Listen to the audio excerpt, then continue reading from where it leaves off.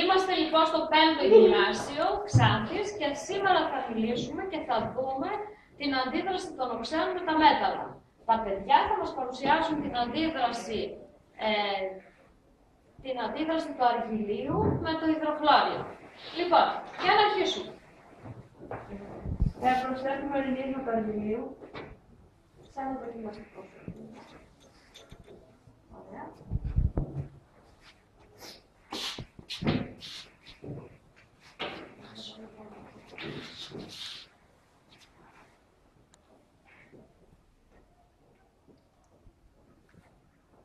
Προσθέτουμε το αλκοολικό οξύ περιεκτικότητας 35.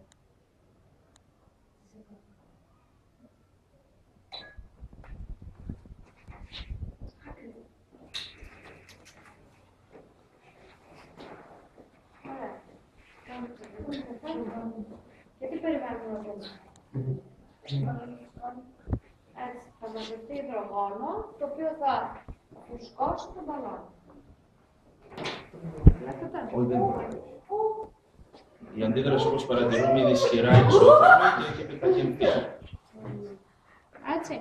Θα μπορούσατε να δείτε την έννοια της εξώθερμης αγγίζοντας το δοκιμαστικό σωλήνα. Δεν το μπορώ. Η αντίδραση συνεχίζεται ακόμα. Το αέριο που παράγεται είναι το αέριο. Παναγιώτη, το αέριο που παράγεται είναι το αέριο υδρογόνο.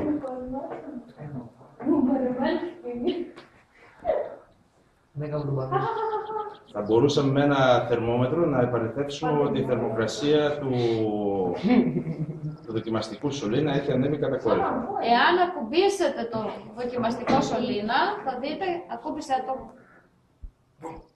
Τι θα παρατηρήσεις, πες μας, Σιλβία? Δεν είναι οξύ. Καίει, που σημαίνει ότι η αντίδραση είναι εξώθερμη. Βγάζει δηλαδή στο περιβάλλον θερμότητα. Εκπέμπει δηλαδή στο περιβάλλον θερμότητα. Λοιπόν, αυτό το αέριο που συγκεντρώθηκε λοιπόν είναι το αέριο υδρογόνο. Όπως ξέρετε, το αέριο υδρογόνο και αρκετά ακόμα, το αέριο υδρογόνο είναι έφλεκτο. Άρα εδώ μέσα έχουμε συγκεντρωμένο αέριο υδρογόνο, το οποίο θα το αναφλέξουμε αφού αφιερώσουμε σημαντική ποσότητα. Για να διαπιστώσουμε ότι είναι υδρογόνο. Έτσι. Λοιπόν, το αναφλέγεις. Θα πάει. Το κλείνεις.